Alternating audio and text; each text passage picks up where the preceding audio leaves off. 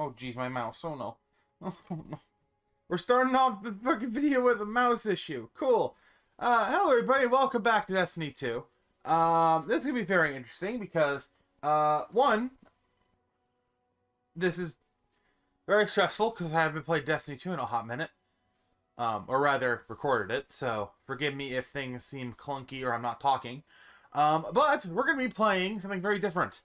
With the introduction of the Witch Queen expansion, they reworked Gambit, and I have played Gambit a lot. Not a lot to show that I have a good rank, 1410, but I like Gambit. Unlike a lot of people, I like Gambit. Yeah, if you see here, Brave, it's not that big of a deal, but, yeah, I haven't played a lot, but I played enough just to, like, try it and stuff like that. But they also announced that they were going to be doing Gambit Labs, which is just a little fun little mix, new takes on the game mode. So, this week it is Invasion Swap. Opponent mode deposits open your team's invasion portal.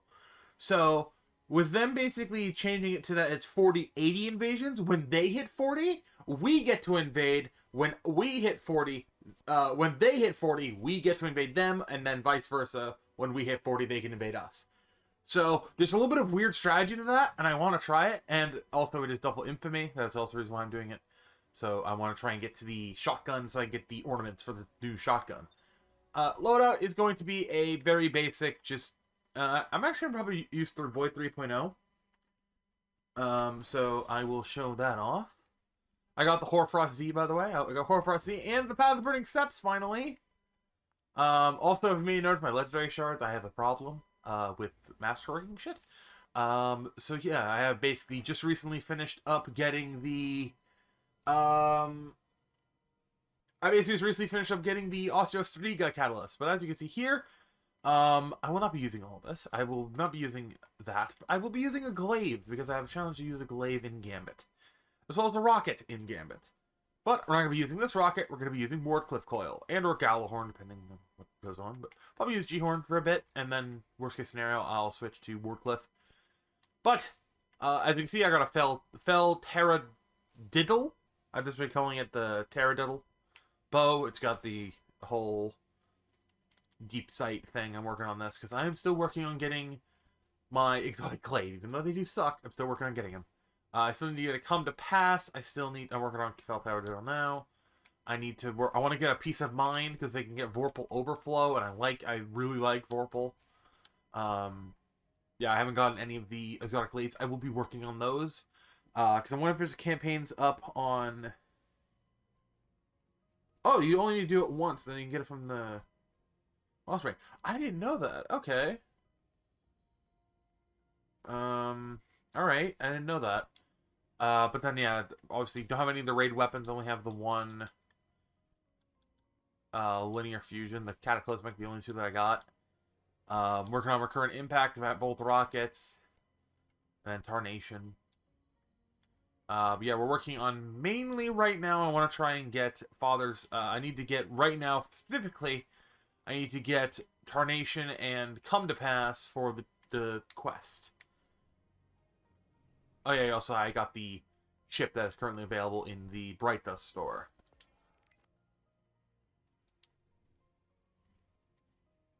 And I also have done this. Boom. Boom. Here's progress for my Risen. Just for the sake of looking at it. I need to do Acts of Mercy, which is to kill Light Hoarders. I'll be hopefully doing the Legend Battlegrounds with somebody, as well as the Tank Master Master Vox Obscura. Because I love the new GL, Dead Messenger, I think it's called. I've been calling it Dead Memesinger. I want to do more runs of Valor the Disciple. I only have the completion and the hidden chests. I need to get the lore book. So I want to get this entire thing. The Upended. The Upended. Yeah, hopefully you guys, I know the last time we did a Destiny video was the raid video, actually. So, I'd like to sort of talk about just my thought, while we play Gambit. I'd like to sort of talk my thoughts initially on the Witch Queen, just in general, I have a more detailed video most likely coming out probably later in April, probably closer to when I'm going to be going to PAX East. Yeah, I need to turn my TV down because I've been playing without my headphones on because I have a little bit of a headache, so I'm just vibing with my headphones off. As well as I'm in a lot of pain because I recently got a tattoo done on my hand, and oh god, it hurts. Don't get tattoos on your hand, people. It's not like fully on my hand; it's like on my wrist. I'll post a picture of it on Twitter once it's fully done. It's not done yet because mixture of both my tattoo artist and myself are very tired, so we did not want to. Oh, and also I was just in a lot of pain. I needed a break. I have a decently high pain tolerance, but it's not like anything to write home about. It's I want to say it's average, but it's like when you're in a constant state of pain, I only can last so long. But when it comes to like instantaneous, like sharp pain, I can do it decently well. Like I have a standing problem when I stand around at work, doing my retail job. But that is usually not that bad when it comes to pain. But this was like intense, so I just wanted to let myself get a little bit of a break. So I'll be going back in a week to get my. I don't know why I went heavy. I'll be going back in a week to get it finished up, and I will post pictures over on Twitter. And, yeah, you guys can go ahead and see that. Follow me over on Twitter, by the way. And also subscribe, because if you want to see more Destiny or other just gaming videos, I post daily. I post a mixture of Let's Plays and different types of commentary videos, kind of like this one. And, yeah, I mean, if you like what you see, you can stick around. If not, thank you for at least coming and clicking on this video. But yeah, just thoughts on Witch Queen in general. I know I kind of went on a little bit of a tangent there.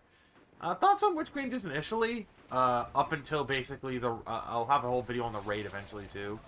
And I won't specifically talk about my day one experience, but I don't want to talk about it anyway because I don't want to think about it. Just know I didn't have a great day one experience at all. But who just joined the match? What the hell is that name? What? You can't invade because it's their portal, dude.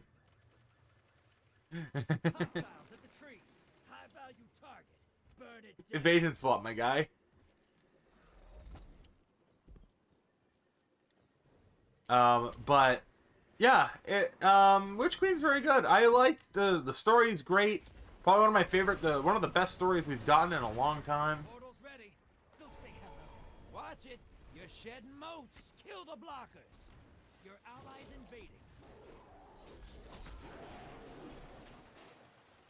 Yeah, it's like probably one of the best stories we've gotten in a while when it comes to Destiny.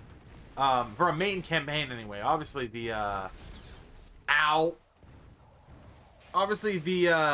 gotten plenty of good seasonal stories. Season of the Splicer, Season of the Lost. Yeah, we've gotten plenty of seasonal stories. I need to fix my model. It's freaking out again. I don't know why it's doing this. There we go. Also, if you are curious, I do use a V-Ray model made by my friend Neoma, who I will forever thank for making this for me, and I use VC Face, if you're ever curious. I have received a question on what I use for a program, so I use VC Face. It's probably the least CPU, GPU intensive thing I have, so just so you can get an idea, when I'm recording using a model and just my game recording like this without streaming, my CPU is floating around like 15%, so it's not that bad. But when I'm streaming, it's up in like the 20s, which is understandable. So it's really not that bad. I've had, when I first started streaming, I had issues, but I was able to fix it and find ways around it, so yeah. You can easily get VC Face over on their website, just VC Face. Just look it up. It won't be hard to miss. But it's one of the better free programs out there works for 3D models. I do want to get a 2D one, but that's a whole different story. Witch Queen. Sorry, I keep on going off on tangents. I apologize. But yeah, Witch Queen's still probably one of my favorite. It's probably my favorite story that we've gotten in terms of like a pure lore and story standpoint. I won't say spoil. Actually, it's been out for almost 2 months. I can talk about spoilers. I'll try and still keep them fairly, like, ambiguous spoilers, so that way for those of you, because I know some people may want to experience the full story on their own. So I won't go into too much detail on, like, the big spoilery stuff, but, like, stuff like the Altar of Reflection I will talk about. So, the big story, like, twists and spoilers, I'll keep out, but for, like, big plot points that are, like, unrelated to the story, like the Altar of Reflection, and the Throne World, and other stuff like that, and Finch, everything like that, I will talk about. And also briefly touch on the raid. I won't talk too much about it, obviously, because that's a whole nother video. But, oh jeez. Yeah, the main thing I like about it is just, the Throne World's big. The Throne World is massive, which makes up for, in a lot of ways, how, like, weirdly jumbled the story sometimes felt.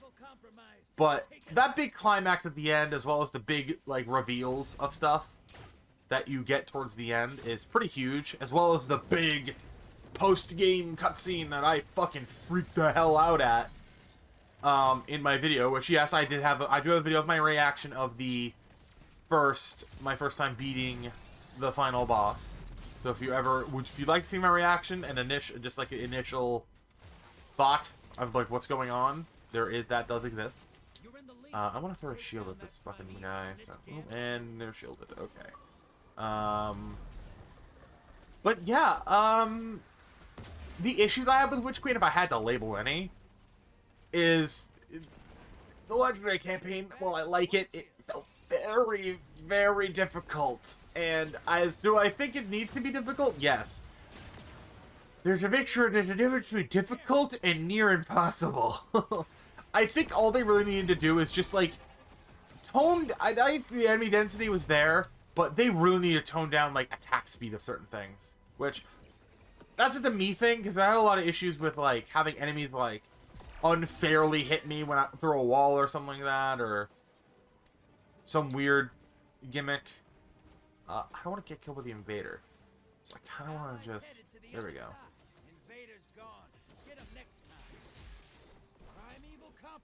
Compromise. There we go. Let's shoot a G-Horn at him. Boom. And a boom. Throw a magnetic nade at him. They're about to win. Oh, no, maybe not. They're bailing. Oh, yeah, they're gonna win. Fuck. The Gambit's very flip-floppy. Like, it's very much like, hey, are you gonna win or are you gonna... Ooh, wait. Our teammate might have just saved it. 3 kills, damn. Our invader there saved it. Hardcore.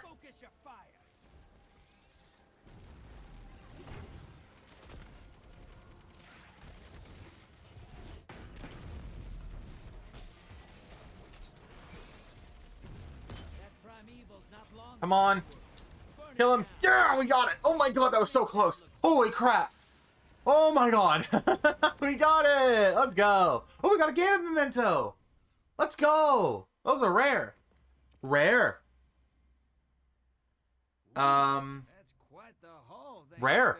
I'm gonna put that on my... Ooh, ew. No. I'll hold on to you. No, I won't. I have a better one.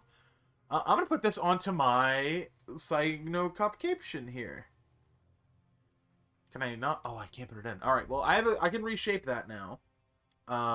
With a Gambit memento, which is good because I didn't think I could get more of those. Yeah, we got it. Yay! I didn't think we'd get it. Let's go. Progress on that. 91. Okay, cool. But yeah, I kind of like that. We don't really get to do the invasion swap. I'm not really much of an invader that much anymore. But yeah, Legendary campaign's fun. Don't get me wrong. But I feel like they definitely need to... I don't want to say scale the difficulty down, but, like, I think it's what, you're always 20 light under? I think 15 would be good, because especially the bosses, they hurt really bad. And I do like the fact that they do scale it more depending on how many players you have. That I like. I definitely like that. But I definitely think, like, 1 player right now is as hard as 3 player on normal, which is a little bit much, but I think obviously it's the first time doing it. They're going to do tuning for Lightfall and Final Shape, so I definitely think there needs to be some tuning there, definitely. But I think as a whole, it's very fun, especially the rewards at the end. I haven't done it personally. I don't have the completion of it, but the overall rewards are decent. 15-20 gear, and you get a guaranteed Lost Sector exotic, one of the new ones. Which I'd rather grind for them anyway, so that's kind of why I didn't do it on Legendary. But the overall missions themselves are good. The post-game mission for the Parasite Grenade Launcher is one of my favorite missions in the game, along with stealing Stasis and the Reforging the Past missions from Beyond Light. The Season of the Risen, overall, just as a upfront thing, really, really good story. I think this it's definitely a weaker story in comparison to, like, past seasons, but it's a season that's tied in with the expansion, so I'm not surprised. But still, even then, it's a decent story. The whole thing involving Zavala, Crow, Keitel, Saladin. There's a lot of story there, and also the Vox Obscura mission tying in Callus back into the story, as well as tying in the Scion rebels from Season of the Chosen that tried to kill Zavala. Was really a nice touch. I like that.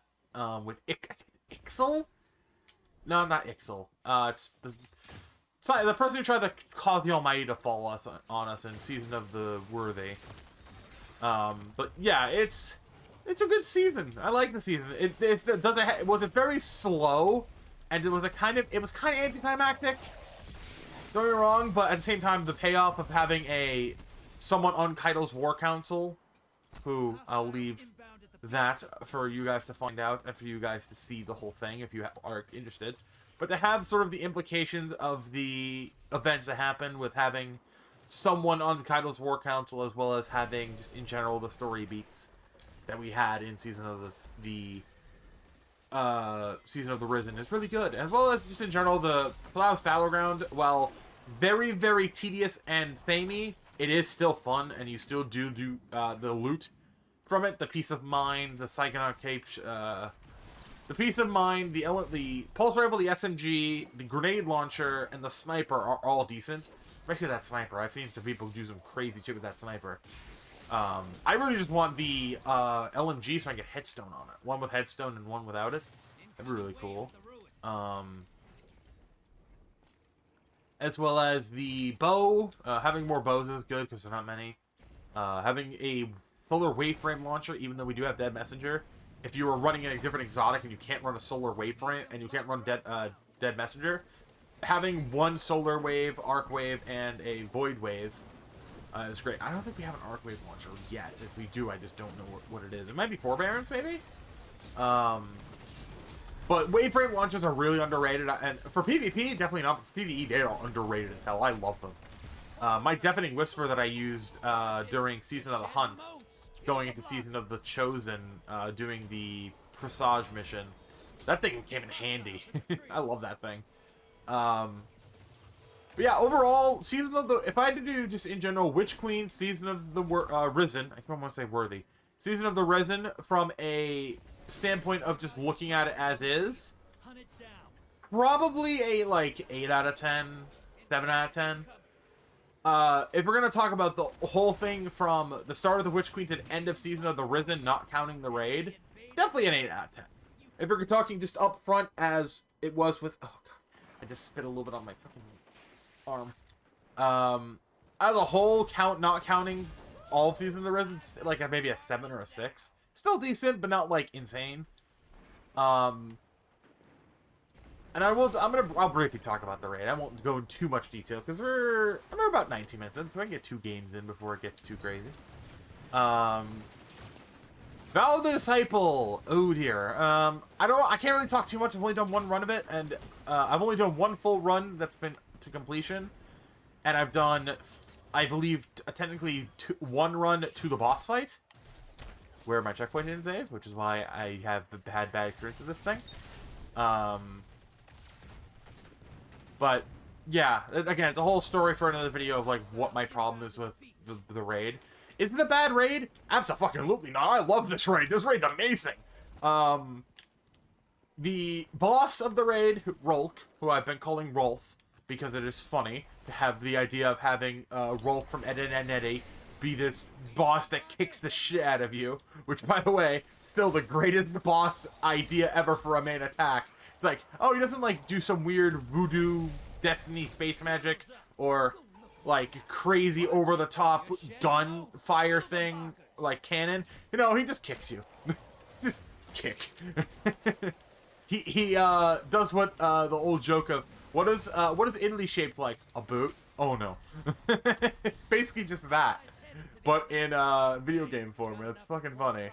But yeah, as a whole, I like Battle of the Disciple. It's a very much a raid that requires everyone to have a job, requires everyone to be paying attention and doing something, whether it's minor or major. Hell, in my run, as you guys saw in the raid video, I was doing quite a bit of stuff, which yeah, is a mixture of me wanting. I literally asked them, hey, if there's something that's easy, but is a required job for the raid, I'd like to do it because I would, for the sake of not only the video, but for the sake of I want to learn. If I'm Sherpaing somebody, I want to know. I want to be able to carry some weight. Which I still think is one of the greatest things, that the raid is so doable in the sense that you can do so much of the raid, again, requires you to have a job. You can't cheese it like you can Riven, or you can't carry people like you can with Bog, in a sense. Like, Bog, you mainly really need 3 people who know what they're doing, and maybe a 4th who at least has the vague idea, and then 2 people can be carried through. With Val, everyone needs to at least have semblance of communication and know what they're doing. Especially during Encounter 3. I think Encounter 3 is the make or break for runs. Due to how complicated that encounter is, especially towards the end. But Encounter 1, I definitely would give, if I were to just rate the encounters on a scale of 1 to 10, 10 being like, I hate this encounter, I never want to do it again, like something like Garden's first encounter? Or no, Garden's second or third, I think. The one where you have, like, to babysit the boss and all that, and you have the moat depositing, and that, and you do DPS. It's like a really long-winded way to get to DPS. It's either, like, if I had to rate 10 being, like, Garden's final boss fight, and 1 being, like, the door opening sequence on Vogue, I'd probably say it's like a 6. The first encounter is like a 6. There's a little bit of stuff going on, and you have to be paying attention decently, and there is a lot of stuff to deal with, but it's not like I never want to do this encounter again. Encounter 2, the Caretaker, I'd give that a 1. That encounter, actually not a 1. I'd say maybe like a 4. You need a little bit of paying attention, but if you have a team that knows what they're doing, that encounter can go as smooth as nothing. It's insane. Also, screw this guy. Oh, you lived. Not anymore, you don't. Hey, you didn't start that fight. You finished it. Die. Convoys ate it. Now devour that prime evil.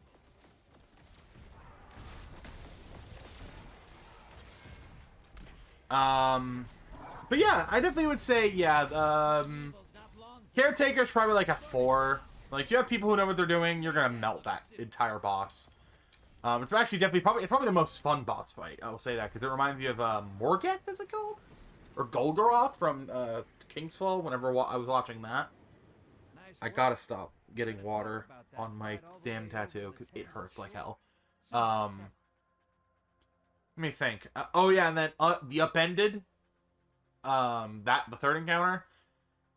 Yeah, that's probably like an 8. That encounter can break a lot of teams. It broke our team twice. It took ours. The first run that failed, I think it took us roughly 3, 4, 5 attempts. The second time it was easy because we all knew what we were doing, but it was still a pretty hard encounter. And then the boss fight, I think it's a very easy boss fight. I think it's like a 3. Like, not too hard. There is some mechanics you need to worry about. But if you have a team that knows what they're doing, and you're maybe Sherping one person, that one person who's Sherping can just exist, and they're fine. But it's definitely the easiest, one of the easier boss fights. There's not much going on. But yeah, as a whole, I probably would rate Vow as like, oh yeah, I'll run a couple of those. Just like, yeah, I'll run it. But if I were to say, it's like, it's not quite a thing where it's like, ooh, let's do it. Like, it depends if there's someone new. It depends on if they're all doing it and they've all been experienced. That's sort of like how I gauge that raid. But yeah, I'm gonna end off the video here. I know we only do 2 games, and I kind of ranted and went off topic a little bit here and there. But overall thoughts on Witch Queen, probably my favorite DLC, just in general. And I've said this once, and I'll say it again. The Witch Queen story in general is one of the best stories in a game I've played in a long time. Obviously, there are games like Metroid Dread, which is really good, but like for a multiplayer game that has a story going on, it's probably one of the best ones. Especially even for like Bungie standards, it's really good. I love it. But yeah, with that being said, hope you guys did enjoy this video. If you want to see more from me, be sure to subscribe, click the bell so you don't miss any videos, and I will see you guys next video or live stream. For us at the make, subscribe. Again, subscribe, please. We're on the road to 300 subscribers. When we hit 300 subscribers, I'll be doing a little special stream over here on YouTube. Most likely, it will be something along the lines of a Call of Duty veteran campaign. But if I die, I reset. So yeah, I'll see you guys next time. Have a good day, everybody, and stay safe.